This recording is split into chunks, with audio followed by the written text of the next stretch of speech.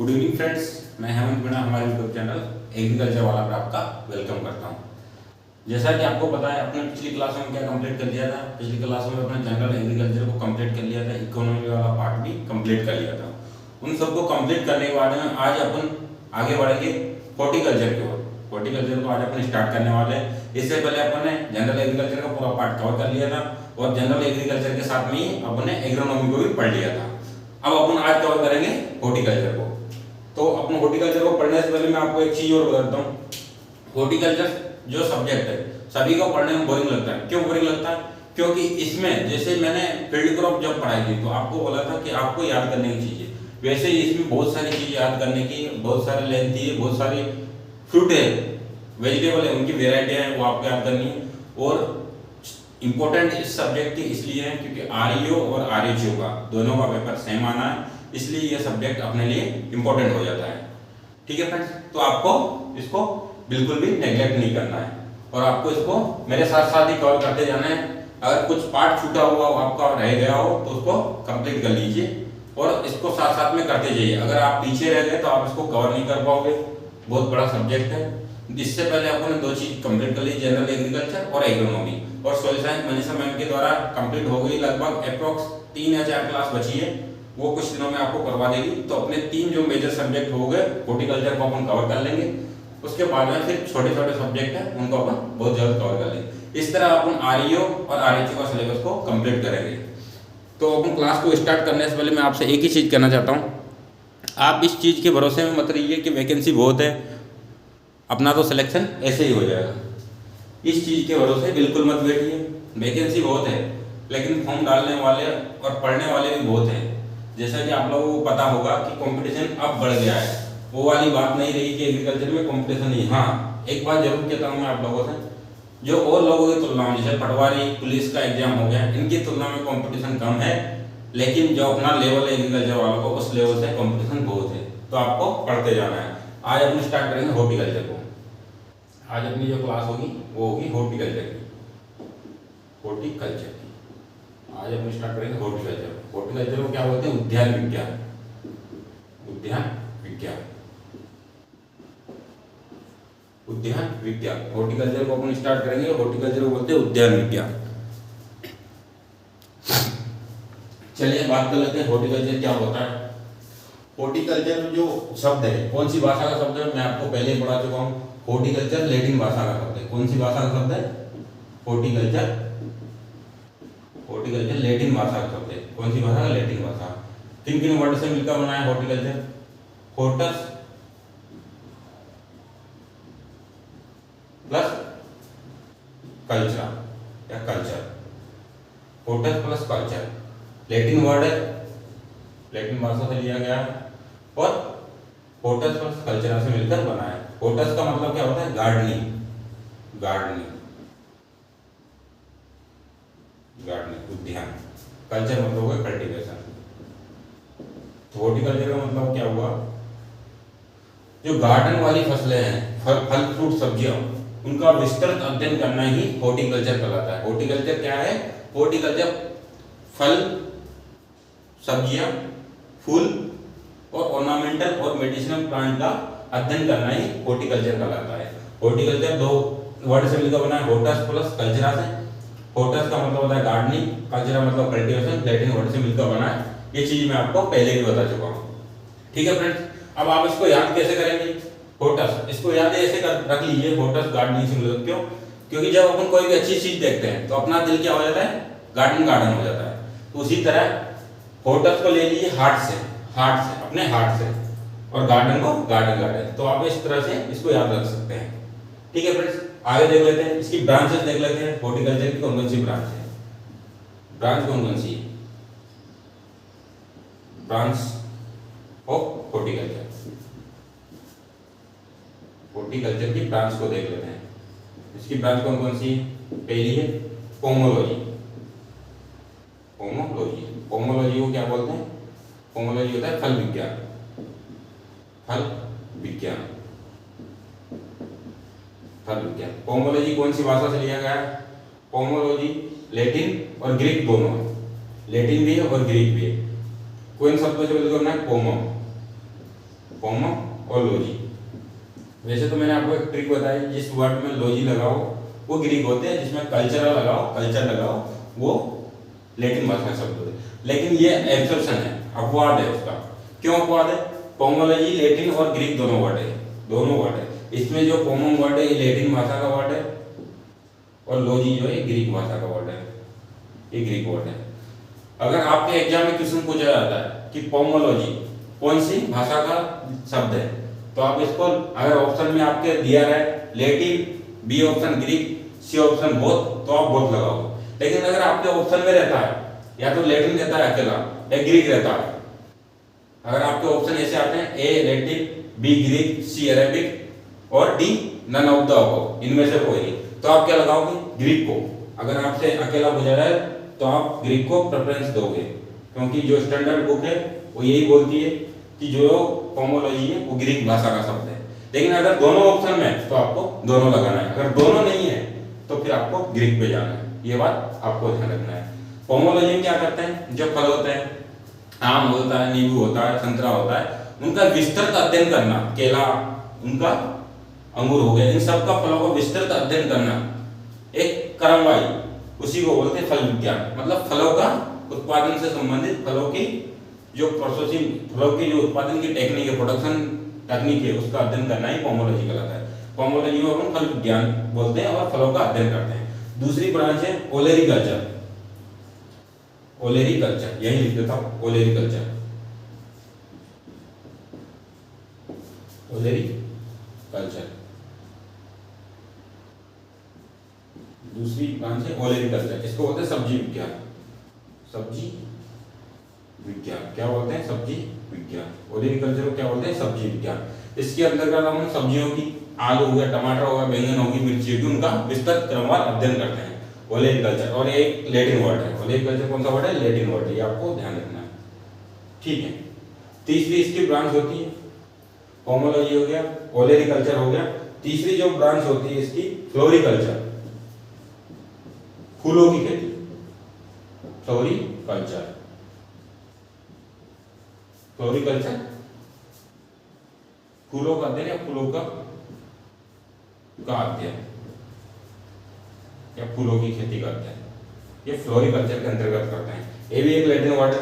कौन सा वर्ड है? लैटिन वर्ड है, ये भी आपको ध्यान रखना है, ठीक है। फ्लोरिकल्चर भी लैटिन वर्ड है। इसके अंतर्गत अपन गुलाब हो गया, गेंदा हो गया, ठीक है, गुलदाउदी हो गया, जो ये फूल है इनका अध्ययन करेंगे, विस्तृत अध्ययन क्रमवाई इनका अध्ययन करेंगे फ्लोरिकल्चर के अंतर्गत। इसलिए बोल रहा हूँ ये जो सब्जेक्ट है इस लोगों को बोरिंग लगता है, और अपने लिए अपन को बोरिंग लगे या कुछ लगे इसको पढ़ना है। क्यों पढ़ना है? क्योंकि आरईओ और आरएचयू का पेपर एक बनना है, दोनों का पेपर है। हो सकता है यहाँ से ज्यादा क्वेश्चन तो यहाँ से आएंगे, 5-10 तो आएंगे, लेकिन हो सकता है 30 आ जाए, 40 आ जाए, तो अपन उसको ध्यान से पढ़ना है, ठीक है फ्रेंड। ये अपने लिए बहुत इंपॉर्टेंट हो जाता है। चौथा जो इसके ब्रांच है वो है मेडिसिनल और aromatic plant. Medicinal and aromatic plant ये क्या होते हैं?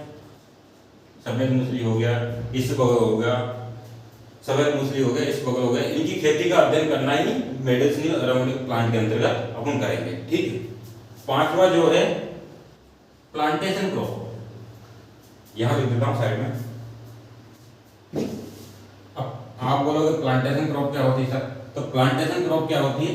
प्लांटेशन क्रॉप के अंतर्गत चाय, रबर, कॉफी, इन सब का विस्तृत अपन अध्ययन करेंगे।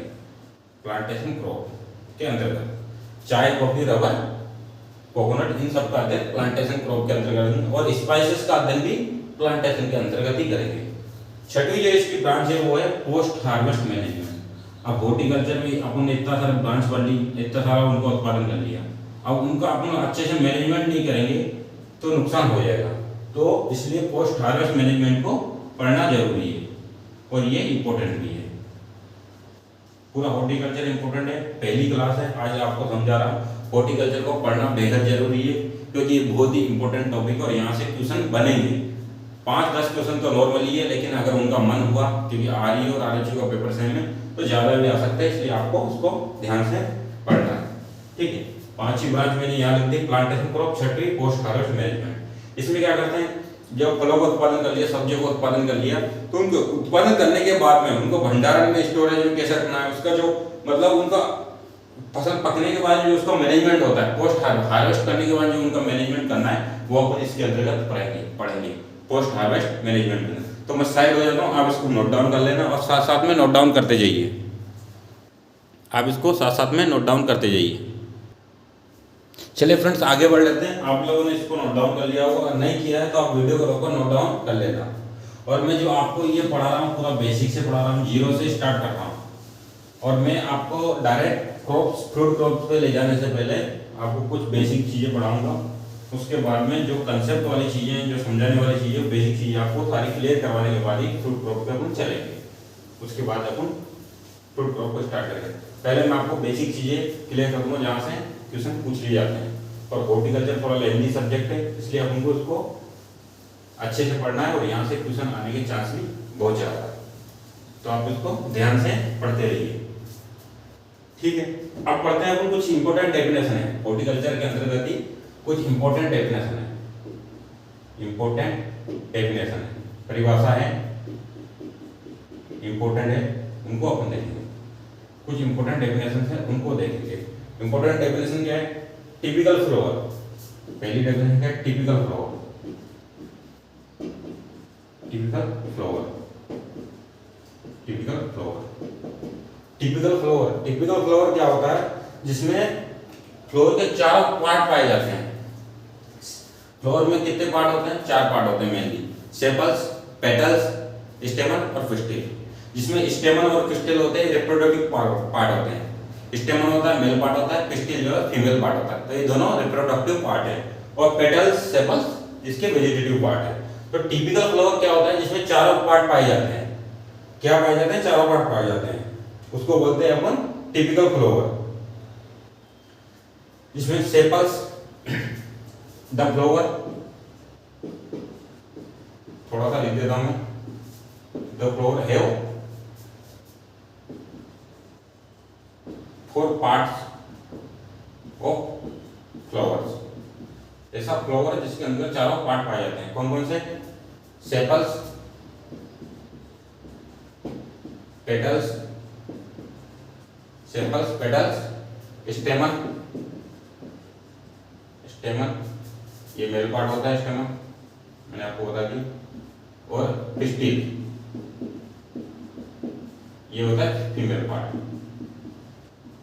चारों पार्ट जिसके अंतर्गत पाए जाते हैं उसको बोलते हैं टिपिकल फ्लावर। ये आपको याद रखना है, आपको ज्यादा डेफिनेशन के अंदर नहीं घुसना है, आपको सिंपल सा इतना याद रखना है टिपिकल फ्लावर क्या होता है। पूछा जाएगा क्वेश्चन में, टिपिकल फ्लावर में कौन कौन से पार्ट उपस्थित होते हैं? 3 पार्ट या 4 पार्ट, कोई भी पार्ट का नाम दे देगा और वो आपसे पूछ लेंगे। तो आपको सिर्फ इतना ध्यान रखना है, टिपिकल फ्लावर या टाइपिकल फ्लावर बोल दो, वो क्या होता है? जिसके अंदर चारों पार्ट पाए जाते हैं, सेपल्स, पेटल्स, स्टेमन और पिस्टिल। चारों पार्ट जिसके अंतर्गत पाए जाते हैं वो होता है अपना टिपिकल फ्लावर।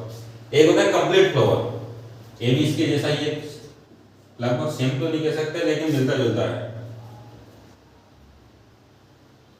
ठीक है। अब होता है complete flower, complete flower. Complete flower क्या होता है? इसको भी आपको सिर्फ इतना ध्यान रखना है, कंप्लीट फ्लावर ये होता है जिसके अंदर फ्लावर के चारों पार्ट पाए जाते हैं, उसको बोलते हैं कंप्लीट फ्लावर। तो सर आप बोलोगे सर इसमें डिफरेंस क्या है? बिल्कुल डिफरेंस नहीं। कभी कभी टिपिकल फ्लावर पूछ लेगा, कभी कंप्लीट फ्लावर पूछ लेगा, कोई अंतर नहीं है, जिसके अंदर चारों पार्ट पाए जाएंगे। कंप्लीट फ्लावर क्या होता है? Have 4 parts of flower, 4 parts of flower, flower called complete flower, complete flower. आपको इसके ऊपर ध्यान नहीं देना क्या लिखा है, मैंने आपको सीधा समझा रहा हूं। जिसके फ्लावर के अंतर्गत चारों पार्ट पाए जाते हैं उसको बोलते हैं अपन कंप्लीट फ्लावर। तो कंप्लीट फ्लावर जिसके अंतर्गत चारों पार्ट पाए जाते हैं, कौन कौन से पार्ट पाए जाते हैं? यही सेपल्स, पेटल्स, स्टेमन और पिस्टिल। पिस्टिल ये चारों पार्ट पाए जाएंगे, उसको बोलेंगे कंप्लीट फ्लोवर। ये मेल पार्ट होता है, पहले भी बता चुका हूँ, ये फीमेल पार्ट होता है, फीमेल पार्ट होता है, ये मेल पार्ट होता है और फीमेल पार्ट होता है। और इन दोनों को मिलाकर स्टेम ऑफ स्टिल बोलते हैं रिप्रोडक्टिव पार्ट, रिप्रोडक्टिव पार्ट। ये भी आपको ध्यान रखना है, ठीक है, ये भी आपको ध्यान रखना है। तीसरी अपन देख लेते हैं इनकम्प्लीट फ्लावर। इसका एग्जांपल देख लेते हैं कंप्लीट फ्लावर का एग्जांपल लिख देता हूं मैं यहाँ पे। सोयाबीन इसका बेस्ट एग्जांपल है। एग्जांपल क्या है? सोयाबीन।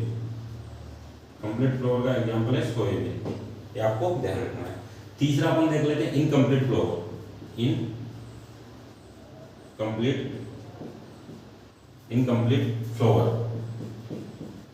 इनकम्प्लीट फ्लावर क्या होता है? जिसके अंतर्गत एक ऐसा फ्लावर जिसके अंतर्गत चारों पार्ट में से, चारों जो फ्लावर पार्ट है उसमें से कोई सा भी एक पार्ट एब्सेंट रहेगा, अनुपस्थित रहेगा। मतलब उस फ्लावर में चारों पार्ट नहीं रहेंगे, या तो सेपल्स नहीं हो सकता है तो बाकी तीन हो रहा है, स्टेमन ना हो, ना पिस्टिल ना हो, ना पेटल्स ना हो, कोई भी एक पार्ट उसमें अनुपस्थित रहेगा, उसको बोलेंगे अपन इनकम्प्लीट फ्लावर। उसको बोलेंगे उसमें एक या दो पार्ट की कमी हो सकती है, हो सकता है सेपल्स ना हो सकता है सेपल्स पेटल्स दोनों ना हो, या कोई इनमें से दोनों में से, मतलब चारों पार्ट में से दो पार्ट नहीं है तो वो आपका इनकम्प्लीट फ्लावर होगा, इनकम्प्लीट फ्लावर कहलाएगा। तो इसको भी आपको ध्यान में रखना है। एग्जाम्पल इसका अगर देख लो, लेक ऑफ, लिख देता हूं थोड़ा सा यहाँ, लेक ऑफ वन ऑब्लिक करके लिख दो, वन और टू पार्ट ऑफ फ्लावर, जिसके अंदर एक या दो पार्ट की कमी होगी, वो होगा अपना इनकम्प्लीट फ्लावर। एग्जाम्पल इसका शुगर बीट इसका बेस्ट एग्जाम्पल है। किसका बेस्ट एग्जाम्पल है? इसका इनकम्प्लीट फ्लावर का। मैं साइड में लेता हूं, आप इसको नोट डाउन कर लीजिए। चलिए फ्रेंड आगे देख लेते हैं। आप लोगों ने इसको नोट डाउन कर लिया होगा, नहीं किया हो तब भी आप वीडियो को रोककर इसको नोट डाउन कर लेना, ठीक है। और देख लेते हैं अपन। मैं आपको पहले बेसिक चीजें पढ़ाऊंगा जो हॉर्टिकल्चर में आपको आगे काम आएगी। अगर मैं बेसिक डायरेक्ट आपको क्रॉप पढ़ाने लग जाऊंगा तो फिर आप लोग बाद में बोलोगे वहां पे कोई वर्ड आ गया, बोले सर ये वर्ड समझ नहीं आया। फिर मैं आपसे एक बात बोल रहा हूँ, अगर आपको कोई दिक्कत हो तो आप कमेंट करके पूछ सकते हो, नहीं तो आप डिस्क्रिप्शन में टेलीग्राम ग्रुप और व्हाट्सएप ग्रुप दोनों की लिंक है, आप वहाँ ज्वाइन हो जाओ। वहाँ पे अगर कुछ मटेरियल डालना हो, स्टूडेंट रिलेटेड कोई इन्फॉर्मेशन देनी हो तो वहाँ पे आती है। और चैनल को सब्सक्राइब कर लीजिए, इससे क्या होगा, जब भी कोई वीडियो अपलोड होगी, कोई भी सूचना होगी, सबसे पहले आप तक पहुंच जाएगी, ठीक है। आगे देख लेते हैं। नंबर 4 है परफेक्ट फ्लावर। एक होता है perfect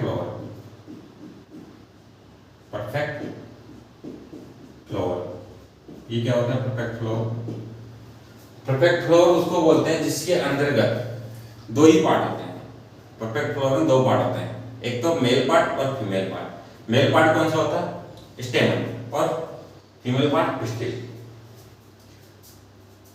beer only two parts. कौन कौन से? एक है स्टेमन मेल पार्ट, दूसरा है पिस्टिल जिसको बोलते हैं फीमेल पार्ट। ऐसा फ्लावर जो केवल जिसमें दो पार्ट होते हैं, मेल पार्ट और फीमेल पार्ट, उसको बोलते हैं अपन परफेक्ट फ्लावर, ठीक है। उसको बोलते हैं परफेक्ट फ्लावर। ये डेफिनेशन आपको ध्यान में रखनी है, साथ साथ में नोट डाउन करते जाइए। पांचवी डेफिनेशन है इम्परफेक्ट फ्लावर। इम्परफेक्ट नाम से पता चल रहा है इम्परफेक्ट फ्लावर है। इम्परफेक्ट फ्लावर क्या होता है? इम्परफेक्ट फ्लावर वो होता है जिसके अंतर्गत या तो मेल पार्ट होगा या फीमेल पार्ट होगा। मतलब मेल और फीमेल जो दो पार्ट है परफेक्ट फ्लावर में होते हैं, उनमें से एक पार्ट एब्सेंट रहेगा, या तो मेल पार्ट एब्सेंट रहेगा या फीमेल पार्ट एब्सेंट रहेगा, तो उसी को अपन बोलेंगे imperfect flower. They bear only bear only, bear का मतलब होता है धारण करना, पाया जाना, ओनली आइदर स्टेमन और पिस्टिल, या तो स्टेमन होगा या पिस्टिल होगा। ये होगा अपना इम्परफेक्ट फ्लावर, ये हो गया अपना इम्परफेक्ट फ्लावर। परफेक्ट फ्लावर के एग्जांपल लिख लीजिए, यहाँ पे परफेक्ट फ्लावर के एग्जांपल लिख देता हूँ। कॉटन हो गया, वीट हो गया, कॉटन वीट, ये परफेक्ट फ्लावर के एग्जांपल है। ठीक है, अगला टर्म अपन देख लेते हैं, एक होता है डायोसियस, डायोसियस,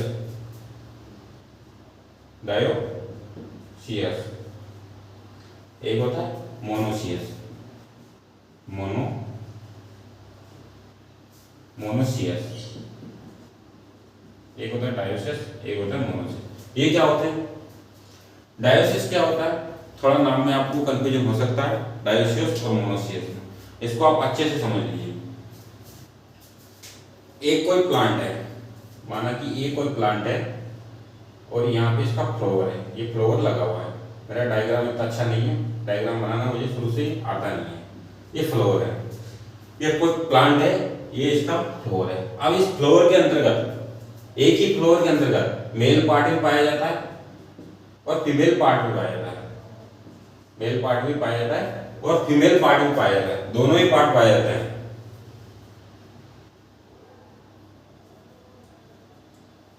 किसके अंतर्गत? एक ही प्लांट के अंतर्गत। एक ही प्लांट में कोई दूसरा फ्लावर हो, उसमें एक में मेल पार्ट हो, एक में फीमेल पार्ट हो।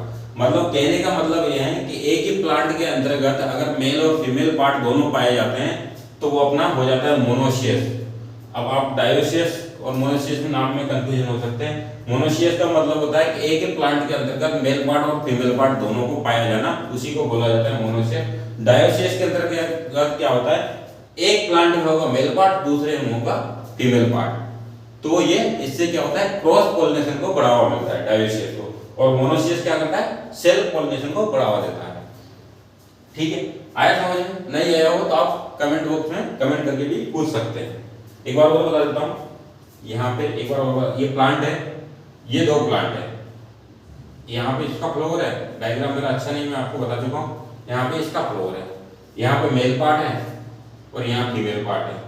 तो ये अलग अलग प्लांट पे अगर मेल और फीमेल पार्ट पाए जाते हैं तो ये होगी, एक इस कंडीशन को बोलेंगे डायोसियस, डायोसियस, इस कंडीशन को बोलेंगे डायोसियस, इस कंडीशन को बोलेंगे डायोसियस। मतलब मेल और फीमेल पार्ट दोनों अलग अलग प्लांट पे पाए जाना, ये होता है डायोसियस। मोनोसियस क्या होता है, प्लांट एक ही है, उसके दोनों, एक फूल में दोनों पार्ट हो सकते हैं या अलग अलग फूल में दोनों पार्ट पाए जाते हैं। मतलब एक ही प्लांट के अंतर्गत अगर मेल और फीमेल दोनों पार्ट पाए जाते हैं तो उस कंडीशन को बोलेंगे मोनोसियस। ठीक है फ्रेंड्स, अब मैं थोड़ा सा डेफिनेशन लिख देता हूँ, मैंने आपको समझा दिया। अगर फिर भी समझ नहीं आया तो आप मुझे पर्सनल मैसेज करके या फिर ग्रुप में भी पूछ सकते हो और कमेंट करके भी पूछ सकते हो। ठीक है, डायोसियस क्या होता है, the plant which bear, the plant which beer,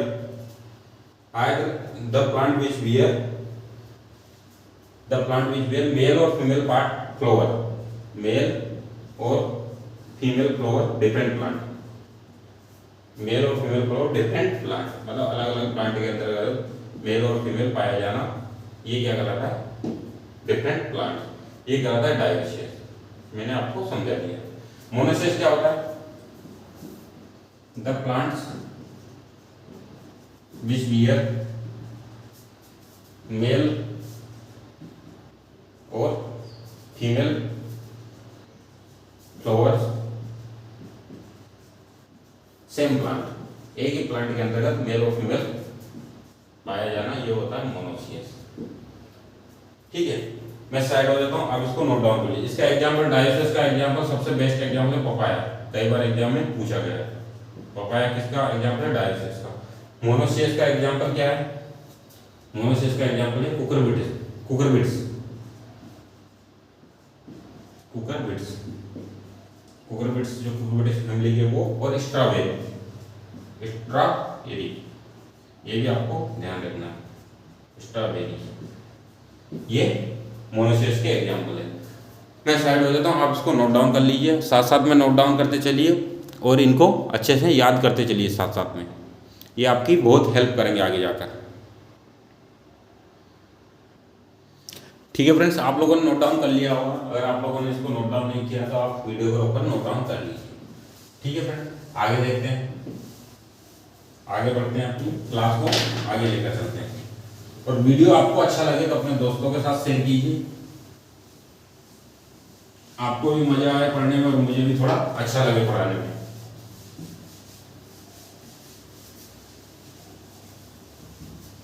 और सिलेबस का टेंशन मत लीजिए, आपका कम से कम एग्जाम के 20 दिन पहले सिलेबस कंप्लीट हो जाएगा पूरा। ऐसा नहीं कि टाइम पास तरीके से कंप्लीट करा रहे, पूरा जितना आपको पढ़ना चाहिए और जितना मुझे पढ़ाना चाहिए सिलेबस के अकॉर्डिंग आपका कंप्लीट हो जाएगा। बाकी फिर व्यापक में क्या पूछता है वो उसके ऊपर डिपेंड करता है, लेकिन जो उसने सिलेबस दिया है उसके अकॉर्डिंग अपन पूरा पढ़ लेंगे। एक डेफिनेशन हो गया फर्टिलाइजेशन। फर्टिलाइजेशन ये क्या होता है? फर्टिलाइजेशन, फर्टिलाइजेशन क्या होता है? जो मेल और फीमेल गैमेट होते हैं उनका आपस में मिलना ही फर्टिलाइजेशन कहलाता है। जो मेल और फीमेल जो फ्लावर होते हैं या फिर गैमेट्स बोल दो, उनका आपस में जो मिलते हैं उसी को बोलते हैं फर्टिलाइजेशन। अब हम प्लांट ब्रीडिंग और जेनेटिक्स में अच्छे से देखेंगे। यहाँ पे इतना देख लीजिए, फ्यूजन ऑफ मतलब संयोग, फ्यूजन मतलब होता है संयोग, फ्यूजन ऑफ मेल और फीमेल गैमेट्स, मेल और female gametes, fusion of male और female gametes, it's called fertilisation. क्या बोलते हैं इसको? Fertilisation, fertilisation. तो ये आपको अभी के लिए नहीं ध्यान रखना है। प्लांट ब्रीडिंग जेनेटिक्स जब पढ़ेंगे इसको अच्छे से अपन समझेंगे। ठीक है, ये बात होगी इसकी। अब अपन देखने वाले हैं, क्या देखने वाले हैं इसके अंतर्गत, आप वीडियो को रोको, इसको नोट डाउन कर लेना। अब देखेंगे पॉलिनेशन, परागण। पॉलिनेशन क्या होता है?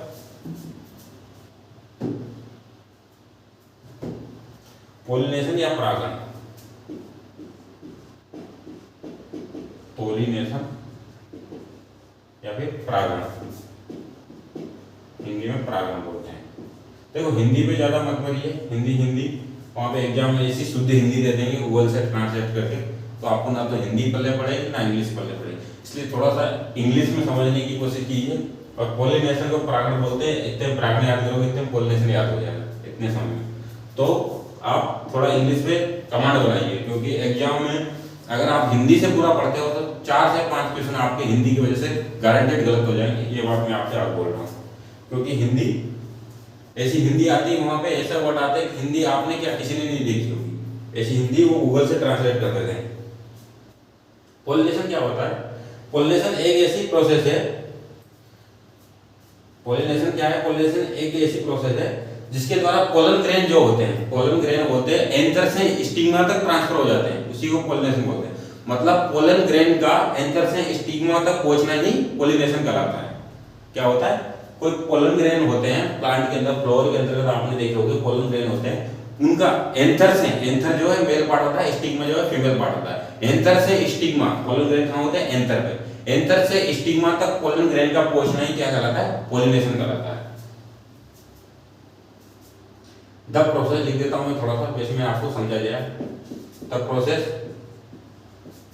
विच pollen grain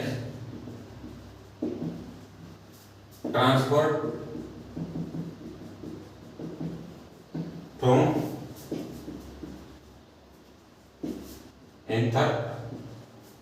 anther to stigma.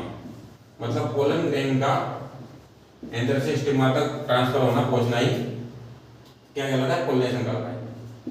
It's called pollination. उसी को परागण बोलते हैं, उसी को परागण बोलते हैं। ये मेल पार्ट होता है एंथर, स्टिग्मा फीमेल पार्ट होता है, ये आपको ध्यान रखना है। पॉलिनेशन परागण क्या होता है? पोलन ग्रेन का एंथर से स्टिग्मा तक पहुंचना ही पॉलिनेशन कहलाता है। अब पॉलिनेशन कितने प्रकार के होते हैं? 3 प्रकार के। कौन कौन से? एक होता है सेल्फ पॉलिनेशन, एक होता है क्रॉस पॉलिनेशन और एक होता है ओपन क्रॉस पॉलिनेशन। अब इन तीन टाइप को देखने से पहले मैं आपको कुछ इंपॉर्टेंट चीजें दिखा देता हूँ, जहाँ से आपको बता देता हूँ, इंपॉर्टेंट चीजें बता देता हूँ जहाँ से एग्जाम में क्वेश्चन आ जाते हैं, उनको अपन बाद में देखेंगे। ठीक है, कुछ जो पॉलिनेशन होते हैं कुछ कीटों के द्वारा, कुछ आदमियों के द्वारा, कुछ जानवरों के द्वारा किए जाते हैं, तो उनको क्या बोलते हैं वो मैं आपको बता रहा हूँ। Pollination is carried by agent, pollination is carried मतलब कैरी किया जाता है, जैसे अपन किसी चीज को कैरी करके लाते हैं वैसे उसी को पॉलिनेशन इज कैरिड बाय कुछ सम एजेंट्स, कुछ एजेंट्स के द्वारा, जैसे आदमी के द्वारा हो गया, जानवरों के द्वारा हो गया, चिड़िया के द्वारा हो गया, तो उसको क्या बोलते हैं वो देखेंगे। यहाँ पे अपन देखेंगे एजेंट्स, यहाँ पे अपन देखेंगे एजेंट्स और यहाँ पे पॉलिनेशन, उसको उस पॉलिनेशन को क्या बोलते हैं ये अपन देखेंगे। ठीक है, एयर के द्वारा जो होता है, एयर के द्वारा पॉलिनेशन होता है उसको बोलते हैं एनिमोफिली, एनिमोफिली। एयर के द्वारा जो पॉलिनेशन होता है उसको बोलते हैं एनिमोफिली। वाटर के द्वारा जो पॉलिनेशन होता है उसको बोलते हैं हाइड्रोफिली। वाटर के द्वारा जो होता है, वाटर क्या बोलते हैं? हाइड्रो, तो हाइड्रो से हाइड्रोफिली। वाटर के द्वारा जो पॉलिनेशन होता है उसको बोलते हैं हाइड्रोफिली। राइटिंग कुछ समझ नहीं आया तो आप थोड़ा एडजस्ट करना, क्योंकि मैं बोल तो रहा हूँ तो आप उसको नोट डाउन कर सकते हैं। एयर के द्वारा होता है उसको बोलते हैं एनिमोफिली, वाटर के द्वारा पॉलिनेशन होता है उसको बोलते हैं हाइड्रोफिली। इसके अलावा इंसेक्ट के द्वारा होता है, इंसेक्ट क्या होता है? एंटोम, इंसेक्ट के द्वारा होता है एंटोमोफिली। कुछ इंसेक्ट के द्वारा होता है उसको बोलते हैं एंटोमोफिली, एंटोमोफिली, एंटोमोफिली। एनिमल्स के द्वारा होता है, एनिमल को जूलॉजी बोलते हैं, तो एनिमल्स के द्वारा होता है उसको बोलते हैं जूफिली। एनिमल्स के द्वारा जो होता है उसको बोलते हैं जूफिली, जूफिली। एनिमल के द्वारा जो होता है उसको बोलते हैं जूफिली, जूफिली। और बर्ड्स के द्वारा, यहाँ लिख देता हूँ, बर्ड्स एंड चिड़िया, उसको बोलते हैं ऑर्निथोफिली। बर्ड्स के द्वारा जो होता है उसको बोलते हैं ऑर्निथोफिली। बर्ड्स के द्वारा जो पॉलिनेशन होता है उसको बोलते हैं ऑर्निथोफिली। तो ये आपको ध्यान रखना है, पॉलिनेशन क्या होता है? पोलन ग्रेन का एंथर से स्टिग्मा तक पहुंचना ही पॉलिनेशन कहलाता है, ये आपको ध्यान रखना है। दूसरी चीज, पॉलिनेशन कुछ एजेंट के द्वारा होता है, जैसे आदमियों के द्वारा होता है, जानवरों के द्वारा होता है, चिड़ियों के द्वारा, इंसेक्ट के द्वारा होता है, तो उनको क्या बोलते हैं? अगर एयर हवा के द्वारा जो हो रहा है उसको बोलते हैं एनेमोफिली। वाटर के द्वारा पॉलिनेशन हो रहा है तो उसको हाइड्रोफिली। इंसेक्ट के द्वारा पॉलिनेशन हो रहा है तो एंटोमोफिली। ठीक है, बर्ड्स के द्वारा हो रहा है तो ऑर्निथोफिली, और एनिमल के द्वारा पॉलिनेशन हो रहा है तो उसको बोलेंगे जूफिली। तो ये आपको ध्यान रखना है। मैं साइड में जाता हूँ, आप इसको नोट डाउन कर लीजिए।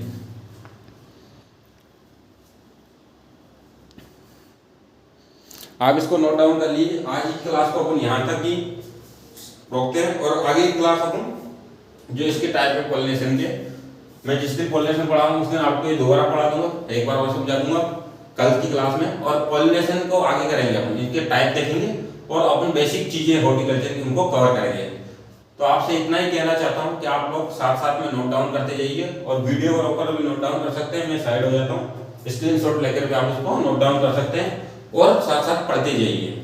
और सबसे ज्यादा अपने लिए इम्पोर्टेंट इसलिए है क्योंकि आरएचयू का पेपर दोनों एक आना है, सेम आना है, तो हो सकता है यहाँ से हॉर्टिकल्चर से ज्यादा क्वेश्चन आ जाए। तो ये अपन को अच्छे से पढ़ना है, और बहुत लेंथी सब्जेक्ट है, तो आपको डरना नहीं है कि बहुत बड़ा है, बहुत वेराइटी याद करनी, कुछ नहीं, सब आसानी से हो जाएगा। आप मेरे साथ कवर करते जाइए, बस सब कुछ आसानी हो जाएगा। तो चलिए दोस्तों, आज की क्लास को यही समाप्त करते हैं, मिलते हैं नेक्स्ट क्लास में। थैंक यू, जय हिंद, जय भारत।